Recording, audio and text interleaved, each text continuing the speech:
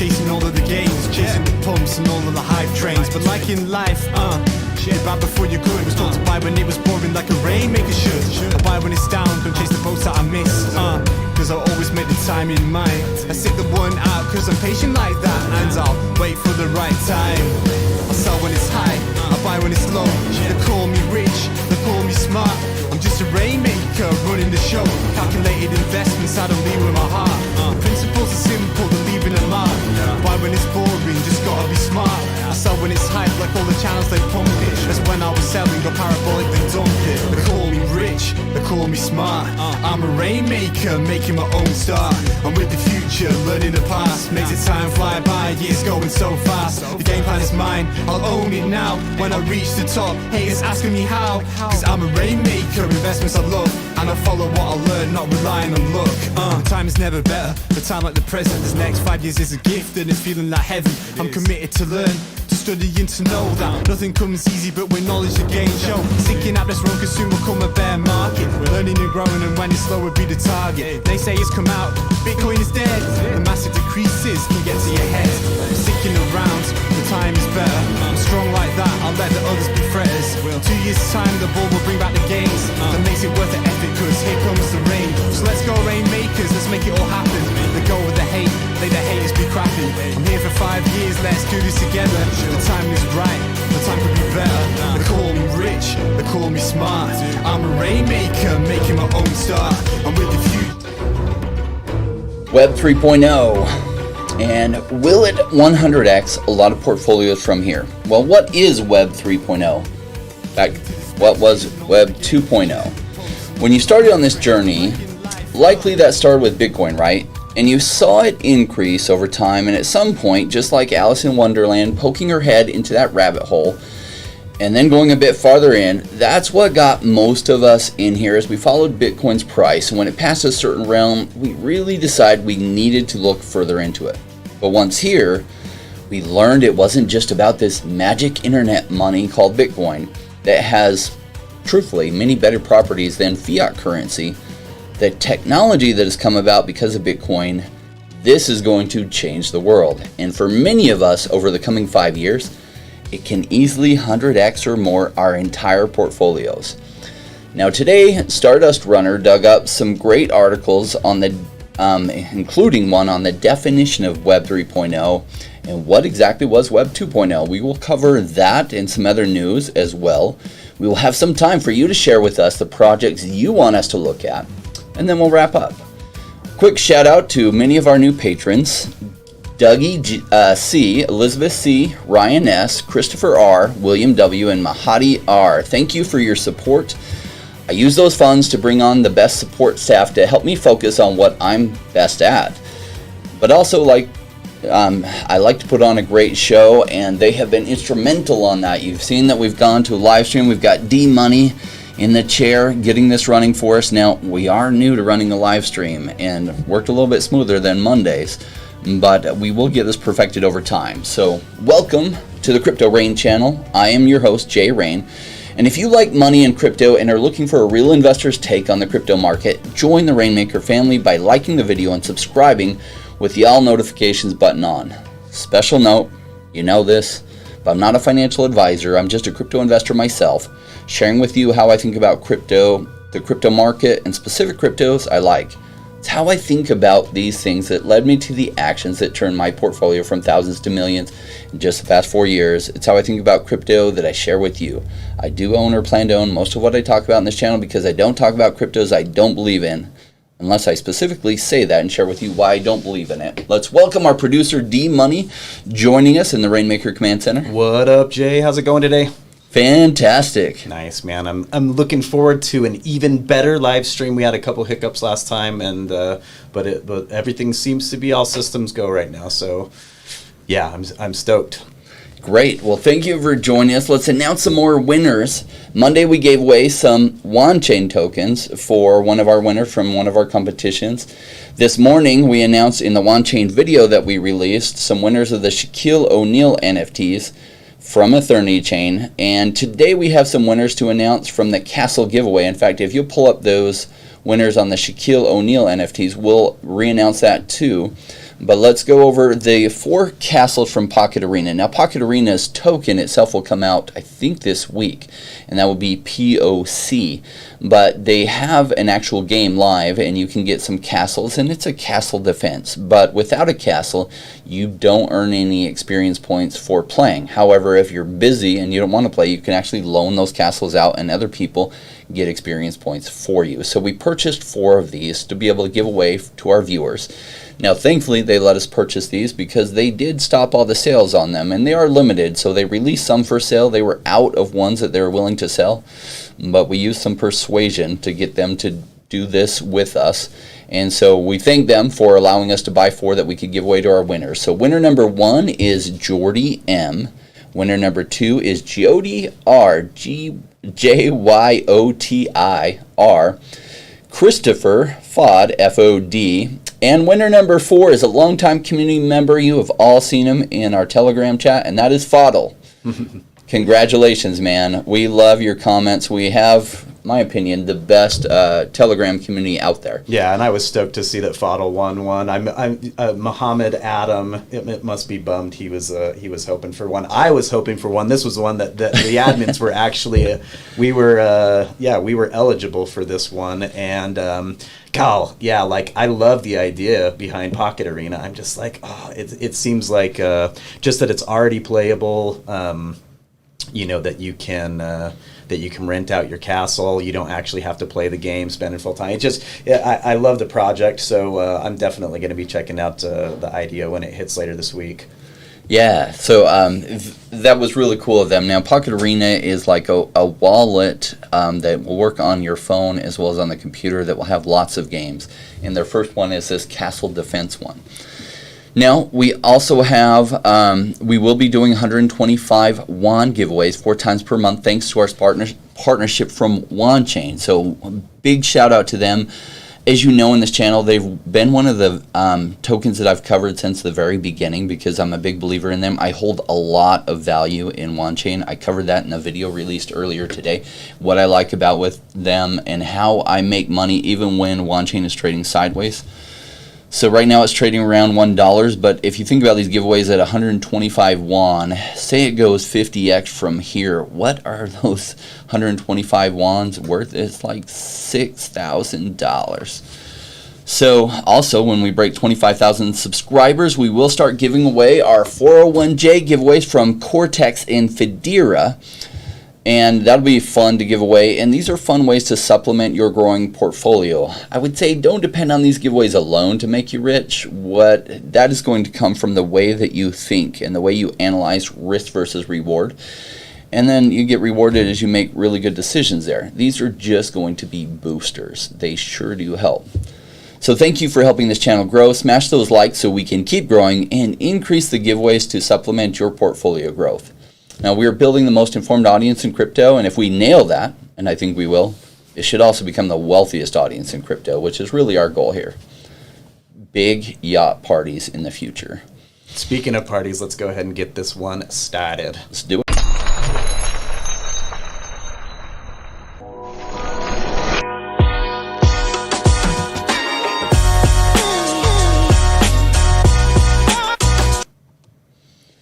All right, so I've got my screen shared here. You're going to see me looking over here so I can look at my screen and read it with you. This article was absolutely fantastic by Aaron Mack. Really worth sharing. What is Web3 and why are all the crypto people suddenly talking about it?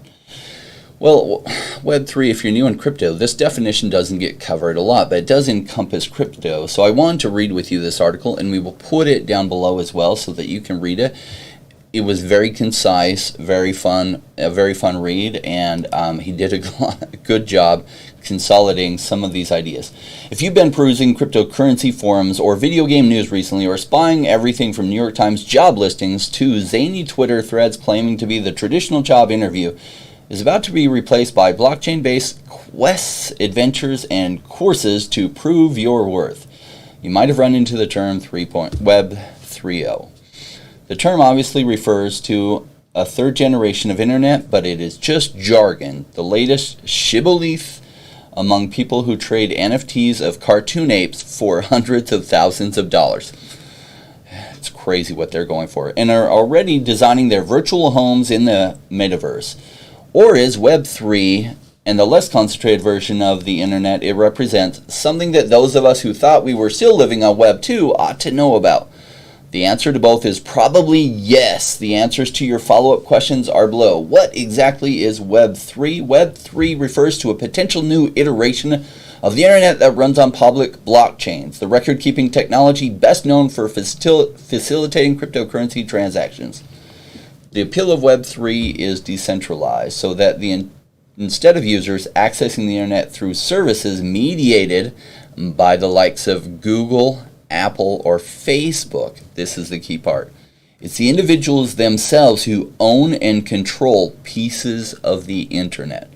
Web 3 does not require permission, meaning that central authorities like YouTube and Google can't shut down or dictate who can use and who can't use the service. Nor is there need for trust, referring to the idea that an intermediary does not need to facilitate the virtual transactions. This paragraph is the best definition I've ever seen. Web 3 theoretically protects user privacy better as well, because it's these authorities and intermediaries that are doing most of the data collection. Yeah, what came before Web 3? Yeah, if we didn't know, Web 2 was already here. Essentially, Web 1 was the internet through 2000, which was pretty much like just people created websites. They weren't interactive with you at all. Web 2 was essentially Facebook and YouTube, and basically users could create content and put it in. But very much a centralized organizational structure. And so Web 3 is going to decentralization. And Ethereum and some of these third generation blockchains are really enabling this to grow like crazy. Cardano, Solana. And it's incredible where it will go from here. Later today, I'm doing a video interview that probably won't air till tomorrow, talking about genetics and genomes and how you can make money with your genome. And this is where Web 3.0 is going, and this kind of money that you could make from this type of thing wasn't possible before. All right. In other news, Electronic Arts CEO, you probably know Electronic Arts are one of the biggest video game producers out there. EA Sports. That was my Madden, right? Like yes. Madden 95. It's in the game. That's what I always think of. Yeah, they had some good marketers that designed that voiceover right there, because it sticks in your mind. You hear that and you're like, for sure. Yeah, that and Sega, right? Those are like kind of the two like sound. What do they call it? Like a sound logo or something like that. Yep. Electronic Arts CEO thinks NFTs and play to earn are part of the future of the gaming industry. Well, we're glad they're here. I think what's going to happen is that some of these smaller games are really going to take off, a lot of the ones being produced now. Now, the challenge of a AAA level game like Star Atlas and Illuvium is doing, and thank goodness they've been working on it for a couple of years, the life cycle of these takes a while to develop, and I think they understand that they're going to release it in bites and pieces. I think another aspect of gaming is going to be that some of the big game makers are going to incorporate some of what they're doing with some of the blockchains. So maybe they reach out to Devio that can process 8 million transactions per second on their blockchain, and they could connect up in a matter, especially because Devio works with just API calls. They could connect up their video game actually in a matter of months to something like Devio and have it run on the blockchain like that. So we'll see exactly how this takes shape, but it's fun that EA is getting in on it. I just had this pulled up. Scotty Beam that I covered, where you could take your NFTs and beam them to any chain, just released their token, went absolutely crazy from launch, 3 cents all the way up to almost 20x, down to about 30 cents. And we like to see these nice retracements, these big pullbacks, as many of the pre-sale investors dump their tokens, because we like to buy cheap. And at some point, we'll see a nice support level from this that might make for some good entries, because this, not a good entry point. Great selling point if you bought cheaper, but we're heading towards possibly some good buy zones. All right, back to the articles. This was interesting. New York City Mayor-elect Eric Adams, and I don't know a lot about this guy, but the little bit that I've seen about it, I like him. And interestingly enough, he said he'll take his first 3 paychecks in crypto. All right, so I follow New York City news a tiny bit. I actually lived close to there in Montreal, Canada for a couple of years, but that's really as close I've been to New York City. Yeah, but it just goes to show. I mean, we covered what was it, Aaron Rodgers in the NFL, who said that he was going to start taking his paychecks in crypto. I mean, it's just another sign that's pointing to more mass adoption and more acceptance of the currency. So anything that comes out like this is just, I mean, it's newsworthy enough that CBS News is pulling it, right? And it's only good for the space as more and more people come in. Yeah, right? the mayor of Miami has made a big deal out of it too, and they're trying to attract crypto dollars. And what I love about this is I have no idea which of the two parties that in the U.S. that the mayor of Miami is part of, but here is a Democrat. Hopefully there's some Republicans who get really behind it, so that there's enough support that bad legislation for crypto just can't happen. So it's good news, this article right here, because as more politicians from both parties in the U.S. get behind it, it makes it bulletproof from bad legislation. All right, China's digital. Now, I want to cover this. I'm not really big on these central bank digital currencies. I'll tell you why. But, of course, the governments are going to go to them. China's digital currency used in transactions worth $10 billion. 140 million people already have digital yuan wallets. Now, China's pushing this because they want supremacy versus the US dollar. Now, prior to, and I covered this in a couple of videos ago about like fiat currency and kind of the devaluation of it. It used to be backed by gold, which meant the paper you could come redeem gold with it. That's no longer the case. So really, they just create the ones and zeros in a database. So from their aspect, on the regulator aspect, they're like, let's go to digital currency. It makes perfect sense. But part of the reason that Bitcoin has really taken off so much is we're not trusting how the government just keeps printing.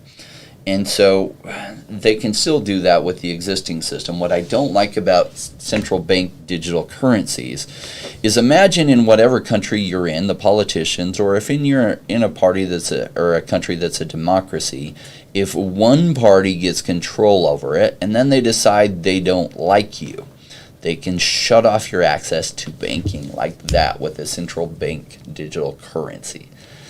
So that's my worry about that. I mean, I trust the government about as far as I can throw the government. Yeah, I mean, honestly, government's run by people, and the truth is corrupt people are attracted to power. So the more power that any government has, the more the corrupt will be attracted to that, because they really love the wealth that can come around through corrupting the politics, as well as the prestige and the power behind it. So the more power you give your government, the more likely you are to get corrupt government. People say, we need to take money out of politics. The only way you take money out of politics is when you take power out of politics, because money follows power. So whenever you give your government more money to take the money out of politics, you actually you take more money into politics, not less. All right. So, interestingly enough, Tim Cook from Apple says he owns cryptocurrency and he's been interested in it for a while. I don't know. Apple, what do we think about them? They make really good phones. They really do. And, Apple's okay. I find it interesting, though, that how they've been very interested in helping China and other countries with their things. And then the FBI needed to crack the phone of a terrorist, and they're like, no, we can't help you. But then, like, some of the iron-handed governments, and the U.S. has its problems. No country's perfect. But, anyway, so he's a little bit interesting. Can you tell in this space, we tend to be on the libertarian side of things. It's like, well, we trust the government a little bit, not a lot.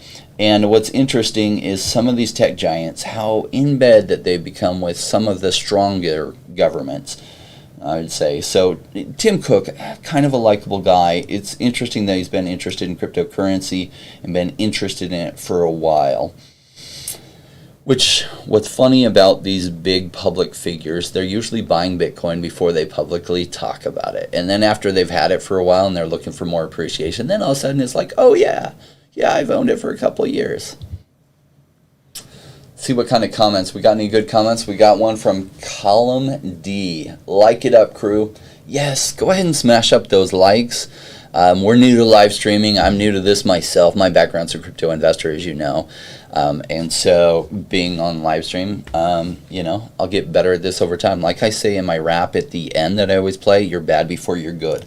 Yeah. So hopefully this is fun and enjoyable, but if not, I will get better because I'm just new to this. Yeah, well, and Callum D also show some appreciation for their time and effort sharing all of this. That's really the best compliment that we can receive, and it's really nice of you, Callum. We are getting quite a few requests for stuff to look at on the Q&A. When are we gonna? Yeah, we're gonna do that in just a bit, but I am gonna give you some rules related to that.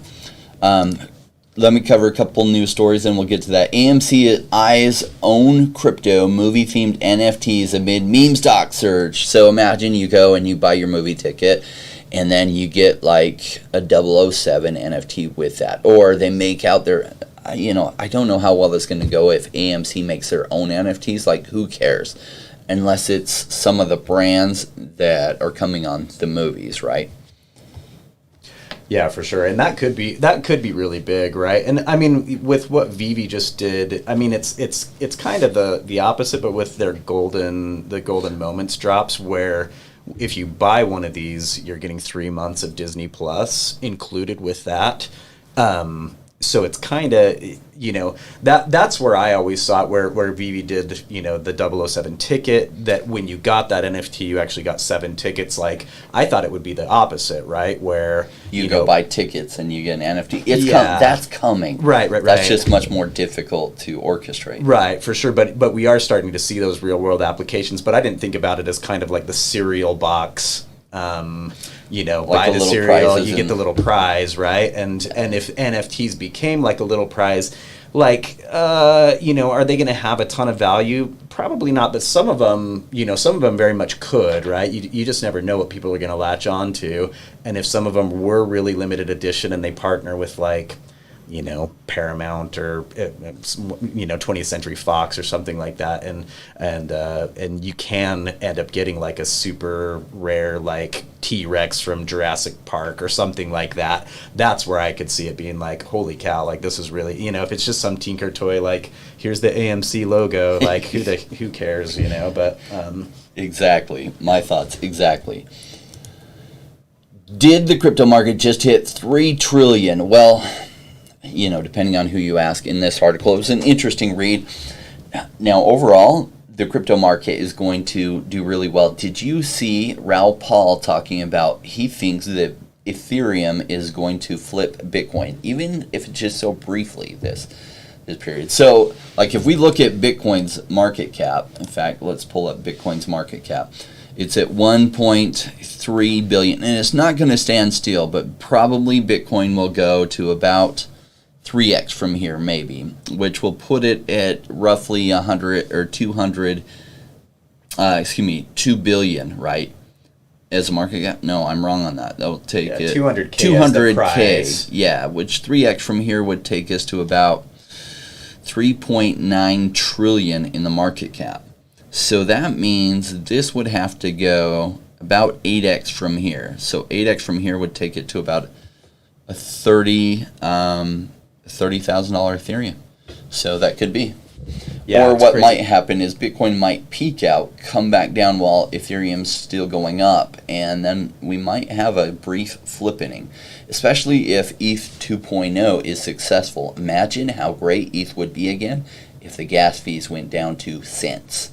Right. I mean, to me, that's the one thing that's really keeping it from taking off, because it is such a huge and amazing, robust project. But yeah, I mean, some of these, when you see I was trying to mint an NFT the other day, and the gas was like $350 for like a $40 NFT, and it's just like, this is not feasible. Exactly. And so yeah, I mean, I rarely, if something's on that chain, I'm like, I steer clear of it, right? And you have to imagine. So with that rollout, if ETH 2.0, if it really does what we hope and think it's going to, then I can completely see that as being viable. And certainly anything that Raoul Paul says, like, it's anyway, yeah, it's, you don't take it as gospel necessarily, but the guy obviously knows what he's talking about. He's brilliant. He is one of the best financial minds that is also up to date on crypto and what it's doing. And it helps that he's bought his first Bitcoin like 2012, made some good money, flipped it, got out of this space. He was a little bit worried, people saying it was going to crash in 2016 or whatever. And it got back into the space, but he's had a lot of time to absorb it so that his great financial mind can see how this all comes to play, and as well as the network effects. And that's what he's big on, is these network effects are going to be huge, which is why companies like Facebook and Google have such amazing valuations, because the network effects that they've created. Now, what I think about, too, is some people say, oh, there's no way Bitcoin's market cap is going to exceed this or going to exceed that, or some project like Cardano or Solana or Polkadot can exceed the valuation of this company, because what product do they have? But what they're thinking about is they're often referring to like U.S. companies, that you can't buy the stock of that U.S. company outside the U.S. You can, but it's difficult. Whereas crypto is a worldwide market cap, and so anybody in any country can participate in buying that, which makes the reach of the market cap so much higher. So I just think they're flat out wrong if they can't see that. So it's going to be a big deal. Yes. Dauntless says NFTs will just be digital posters, I'm guessing, unless they're limited, which is probably where some of this will come, digital posters through AMC. All right, now some rules on the question and answer space. I want you to tell us what you want us to review, and I'll share with you how I do research on things. We'll quickly go through that together. Obviously, we'll only be able to take some, so do put in here not only what the ticker symbol is, but what you like about it, because that's what I like to see. I like to see that you're taking the time to tell me what you like about it. When I first started this channel, I used to take requests in the comments section, and the rules were that you had to put in there not just the ticker symbol, but what you really liked about it, and the better the description, the better chance I was going to analyze that and respond to you. And so kind of the same thought. I know you're limited on how much you can type in there, but tell us what you like about it. Hey Jay, so just out of curiosity, this is an interesting comment here. Can you talk about Evergrande defaulting today? Have you heard that news? I haven't heard that news. That's out in China, right? Yeah, let me send you the link real quick. So Evergrande, China has a bunch of small cities that nobody's living in. This happened in the U.S. and mostly in the U.S., and it was mostly caused by politicians who later then actually complained about the problem that they caused. And China has done the same thing, interestingly enough. Okay. And Evergrande's a huge real estate company, right? Well, they've come out of nowhere in China, right, and really kind of propped up, kind of like, I was heavy into real estate investment, so I followed this stuff in 2001 through 2006 in the U.S. and a little bit in some other countries, this huge boom that happened. And it really comes down to there was political pressure that some politicians put on banks to make loans to people who weren't qualifying for their loans because their credit was terrible, saying that it was racism and that you're disqualifying people based on racism. They said, no, we're actually disqualifying people based on credit scores. And they said, well, we want to give more loans to people who shouldn't be able to afford them. And they said, well, we can't do that. And they said, well, what if we buy those loans from you through Fannie Mae and Freddie Mac? And so we'll guarantee them. And they said, oh, you'll guarantee them? Okay, what do you want us to lower the credit limits to? Basically, it came down to if you had a pulse. And so all these people that had a pulse bought homes. But guess what? some people aren't ready for home ownership. They're not responsible enough for their finances. So what happened? It created this housing boom that went all the way through like 2005. It started to crash in California, and then that crash rippled through other places like Arizona and other markets as well. But a lot of this I followed in the U.S. during that time. And then like all these defaults happened, and Lehman Brothers went down, and all these other things, because what's funny is the default rate on loans went way down. Well, the default rate on loans went way down because you were an idiot if you defaulted, because say you bought a home for $100,000, it's now worth $350,000, and you haven't paid your mortgage on it, you owe $90,000. Well, all you got to do is put it on the market with a real estate professional and sell it. And then you can pay off the loan and walk away with a whole bunch of money, even though you haven't fixed it up and it looks like crap. And so what it did was it boomed housing prices so much that then all the loans looked like really low risk. Well, the same thing happened in China over the past like 5 or 6 years. And so now all these loans are coming due, and they have literally apartment complexes, like these huge complexes that almost nobody's living in.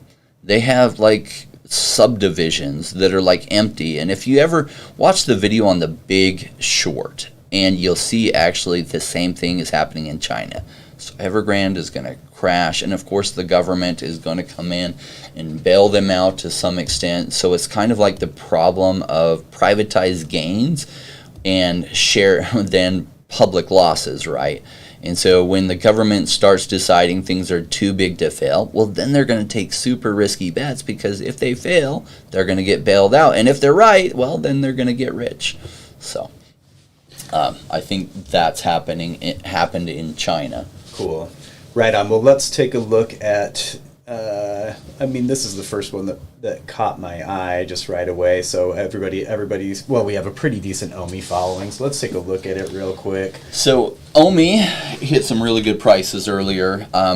For those that are new to the channel, let me share with you how I do some quick research. So when I'm pulling up one I don't really know, the first thing I do is I go to CoinGecko or CoinMarketCap.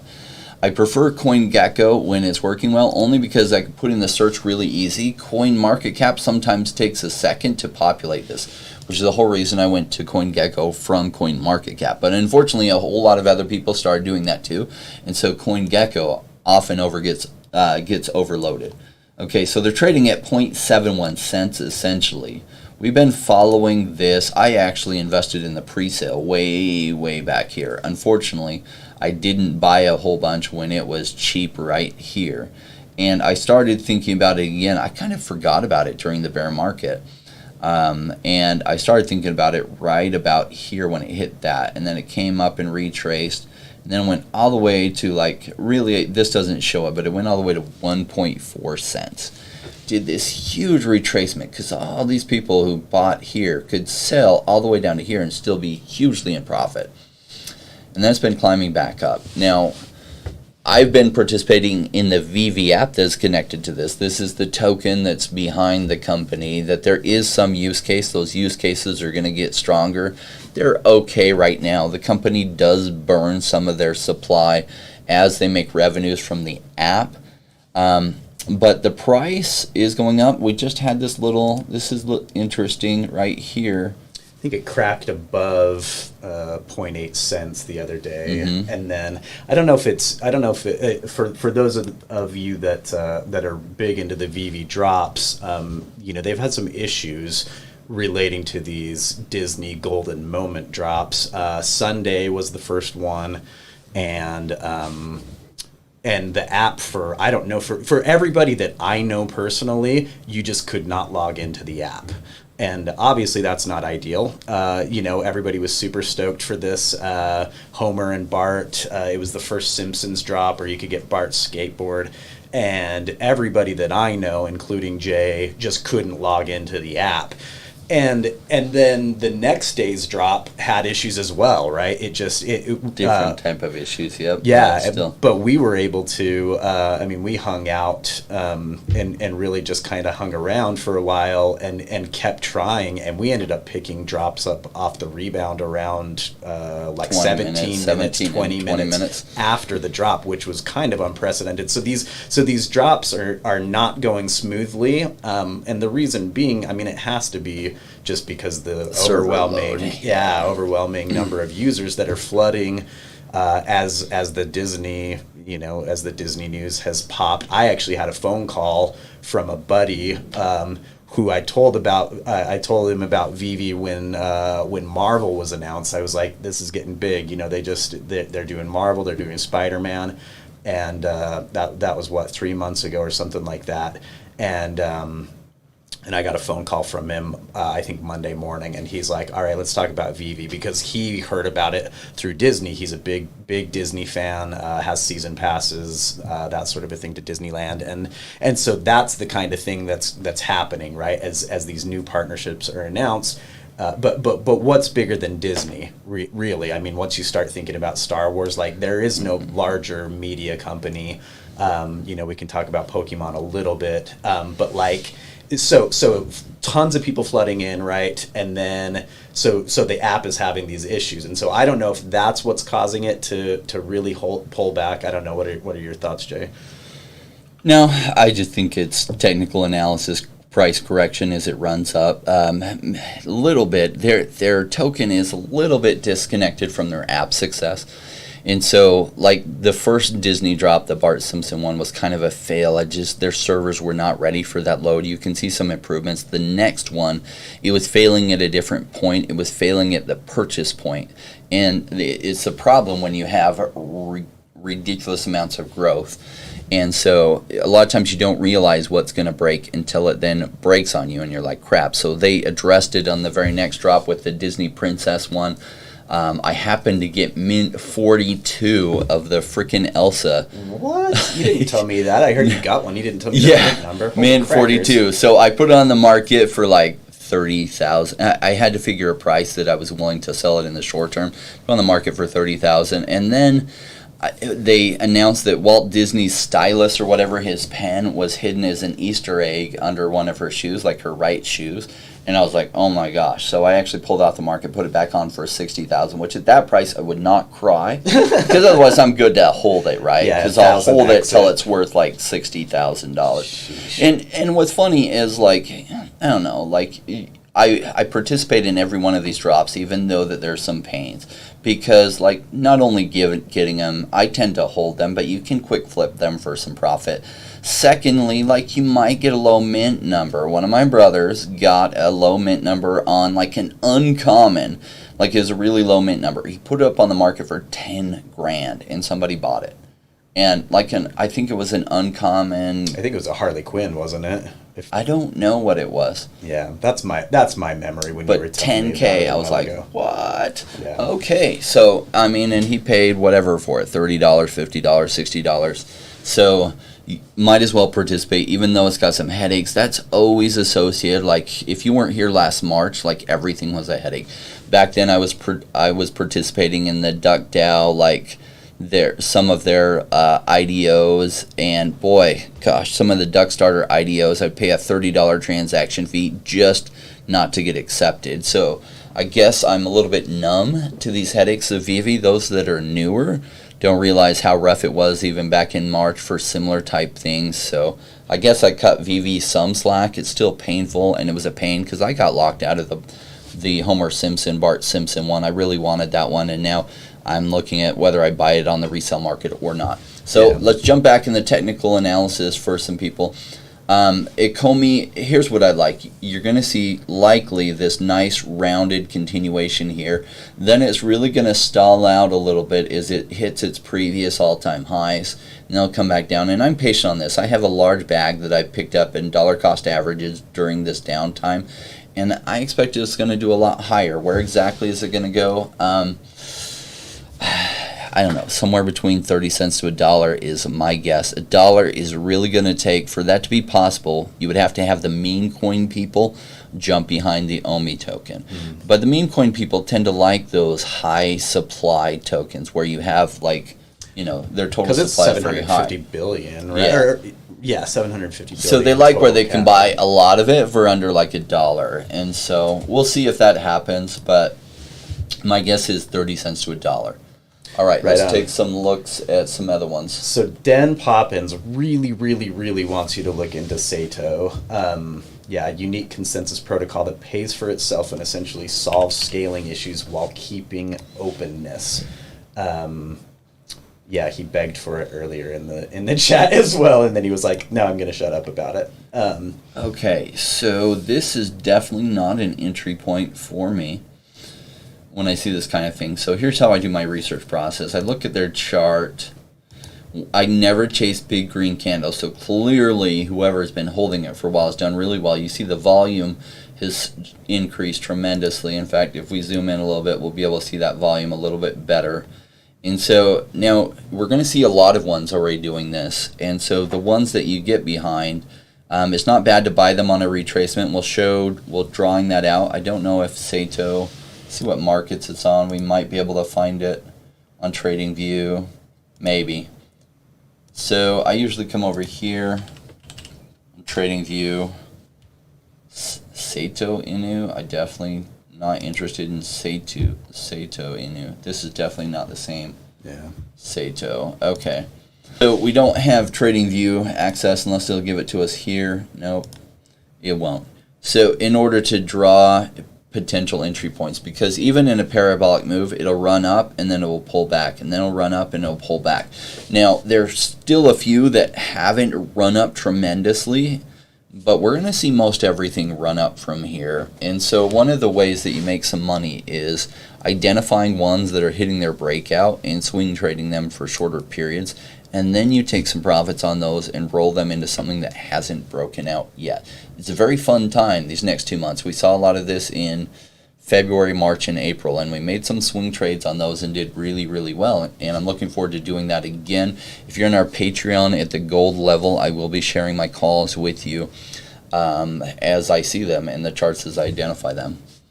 Yeah. Let's go to Rapungus. Is asking for ORE. I do. Okay. ORE will definitely take a look at. Yeah, gaming NFT on the on BSC, Binance Smart Chain. Partnerships with Xbox, Unreal, and Unity. Those are some big I'm names. not sure I pulled up the right OR though. There's a bunch of them.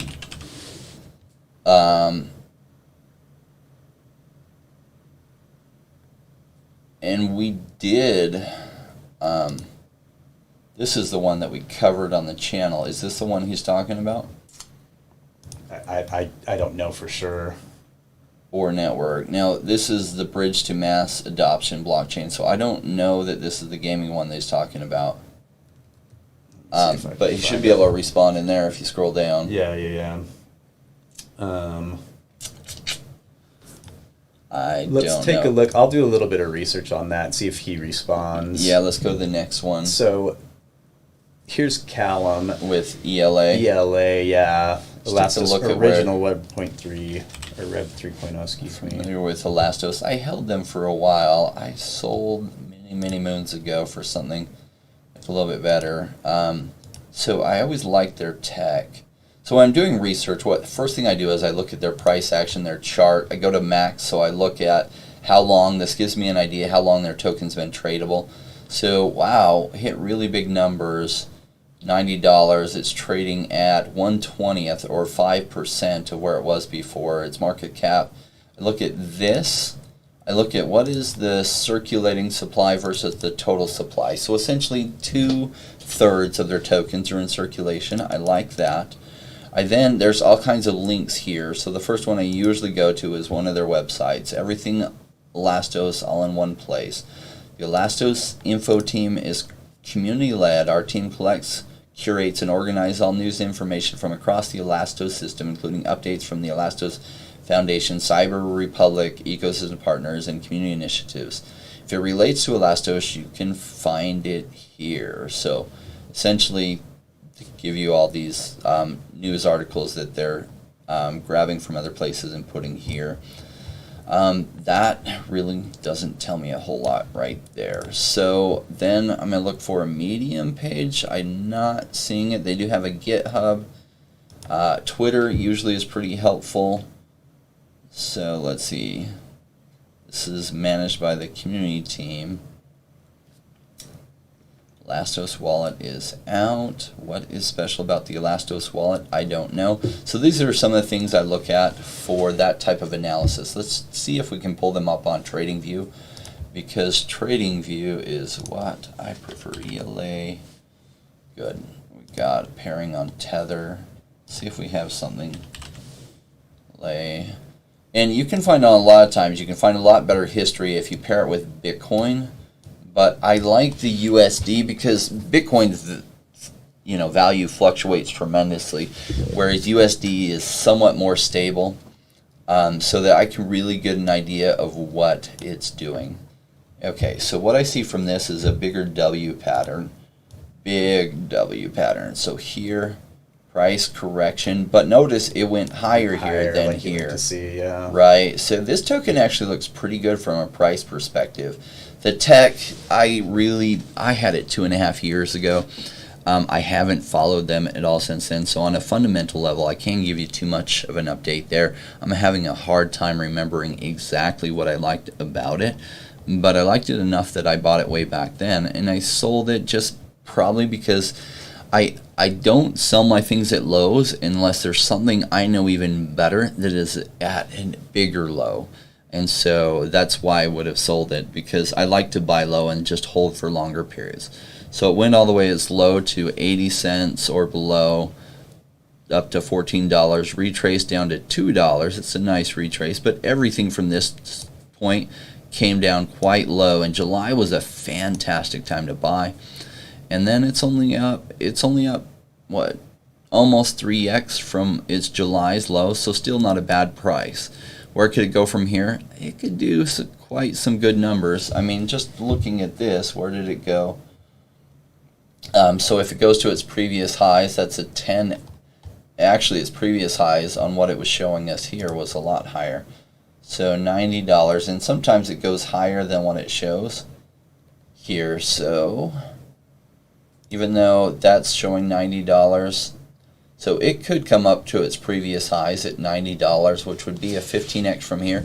If it hits that and breaks through, because their technology takes it to the next level, then it could double that. So that was a good call. Yeah, let's nice. see what else we have. Well, let's go back to so Rapungus did tell us that the OR token, it was the first one on there. Okay. I shot you over a link to their website if you want to pull it up. I'll pull up. It was this one. And so I think projects are smart that do these ridiculously cheap tokens. And I know the memes do it a lot, but it's funny. It's a psychological thing that people like to hold a whole bunch of them. Yeah, well, there is something. I mean, we talked about Omi, and like, if you back when I bought it, if you would have put in like 4K, then you would have had 1 million Omi. And there is something about like I own 1 million of something. Like, we don't think about that with like grains of rice. When you buy 50 pounds of rice at wherever, but there is. You're right. It's like something psychological about it. Yeah, so a lot of people, especially are new to the space. I had a friend that was a real estate investor, and when he got into Bitcoin, he then got into all these altcoins, and he went for the ones with the cheapest token price. We tried to explain to him, don't think about that, think about what the market cap is. But even after 3 months of trying to share that with him, he kept going for the ones with the cheapest token price. He'd be like, yeah, I just bought 1 million of this. What is that token? I looked it up, I was like, that's probably going to do nothing. But he's like, yeah, but it was so cheap. Okay, so what's funny is when you take a good project and then you introduce that aspect of it, I think it's smart to do that. Or Stealth Client is the future of blockchain gaming. So how I analyze it is a couple things like I shared with you before. I go to the max token. So we see it as tradable, at least reflective on CoinGecko just recently. So mid-October. We have a little bit of price history. It came out, and because this price is so low, I can't even meaningfully understand what kind of increase it had here. It looks like if you look at just the last 4 digits, it was essentially under 1,000, and it went to 8,500. It's down to 3,300, and then it'll go up. Now, smart for them to put this out on Binance Smart Chain, so at least you've got much smaller transaction fees, and for those that are interested, they can pick up a whole bunch of these. Fundamentally, it's hard to do much of a good fundamental analysis in a short period of time. But the first thing I look for is their website. Sometimes they'll also have, they'll have their GitHub, they'll have their Telegram, they'll have their Twitter. So let's take a look at Twitter. They've got 6,200 followers. Okay, that's not a huge amount. That's not terrible. They've got 147 that they're following. And let's see.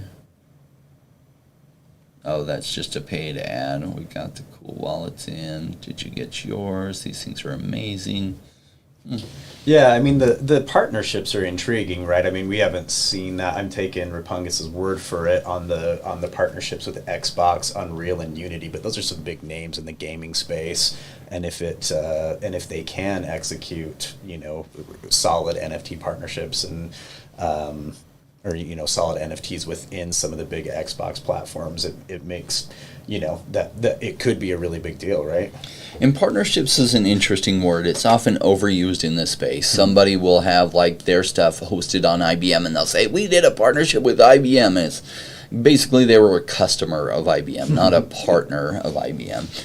And so it depends on exactly the metrics of that quote unquote partnership. Sure. Yeah. So, I always approach it with some skepticism when they say that, but some of these partnerships turn out to be actual partnerships. It just, you have to look a little bit deeper than that. So that's. Yeah, but it seems like it's worth looking into, right? Do your own research and. Possibly. We don't know what I can't even do those numbers to figure out what their market cap and circulating supply. This is a total gamble. As far as, unless that partnership with Microsoft is valid. Now, will this probably pump from here in the coming market? Yes. Is it a good investment? It's a slot machine investment, meaning you're pulling that slot machine when the timing's pretty good to be pulling it, but right now, until I know more about it fundamentally, it is just pulling it. And so on what we want to pull up, I prefer to go for the ones that are higher in the rank, because it's what I don't want to do is cover scams. This one isn't a scam. Obviously, it's a project. I don't know their potential for survival in the long term, but a lot of the stuff I'm holding, I don't care about their long-term survival. I do like ones that I think will have long-term survival, but also that will do well during this pump. But some of what I'm holding, I have no idea if they'll survive long-term, but I think will do really well because they're in a good narrative this cycle. And are they in a good narrative? Yes. Do you want to do one more, Jay? We're coming up on an hour. We've been going for 53 minutes. Yeah, we got to wrap it up under an hour, or YouTube will penalize us. They don't like it when you run live streams over an hour. So Ankit Bombry. KDA, please. A lot of hype is created around fast transactions, proof of work. No, I don't want to cover KDA. Let me look through what we got here. Meld, I know Meld is delayed, yes, and they don't have a token we can look up. Let's look at Theta. Now, Theta is a funny story. I bought this at 7 cents. I sold it at 14 cents and 21 cents during the bear market. And then I was just going to try to buy it again, but never came back down to 7 cents or under 14 cents. And so I missed the whole ride. It went to $21 at one point. I thought it went to, maybe it only went to $14. I thought it went to 21, and maybe it's just not being reflected here. But essentially I was playing this little game that I learned at the later end of the bear market, where I would buy, I would sell it when it doubled, sell half when it doubled. When it came back down, I would buy bunch more again, and it was a fun little game that I was playing. And then Theta took off and did this little run, and then it went absolutely parabolic. And a bunch of my audience, because I covered it, they're like, you should buy back in. I was like, I don't chase green candles. I don't. But I ended up buying it at $7, and it continued all the way to $14. Then it had this monstrous retracement. But this is when it gets interesting. It's been boring for quite a while. It's been boring since April. So in fact, if you trace this pattern down, it looks like it's actually broken out. And so let's look at the circulating supply. Its total supply is in circulation. Its market cap is at $8 billion. This is a big enough project. I mean, they're solid. The team behind it is solid. Their partnerships are real. This could go to 10x from here, maybe even more, which is, a pretty sizable market cap already. But I like this one for the short term and the long term. Now, would I sell it at what I feel is the top of this market? Absolutely, because like everything, it will pull back, especially if it has a massive run-up. You see that all the time. This is exactly why I don't chase big green candles, because this always happens. So it went up to $14, and then it came all the way down to $3.71.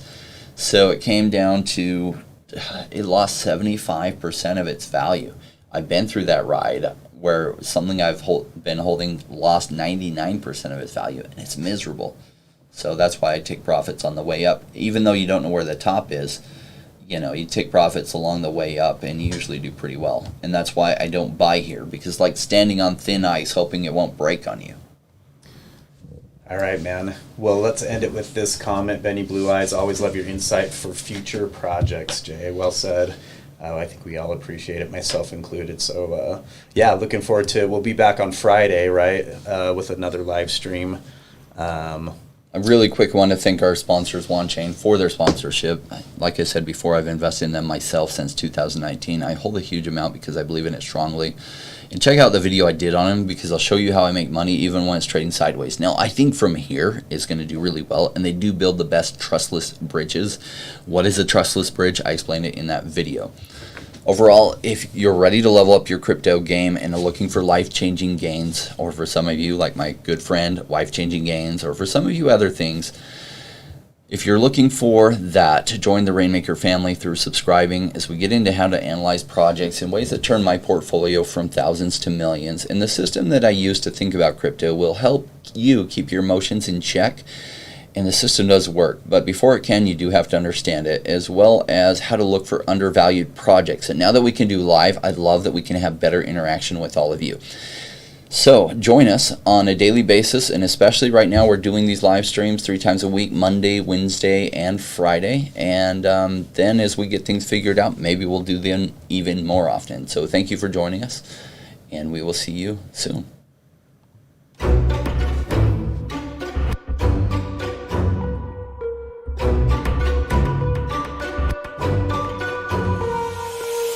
To the space, chasing all of the gains, chasing the pumps and all of the hype trains. But like in life, you buy before you could. Was told to buy when it was pouring like a rainmaker should.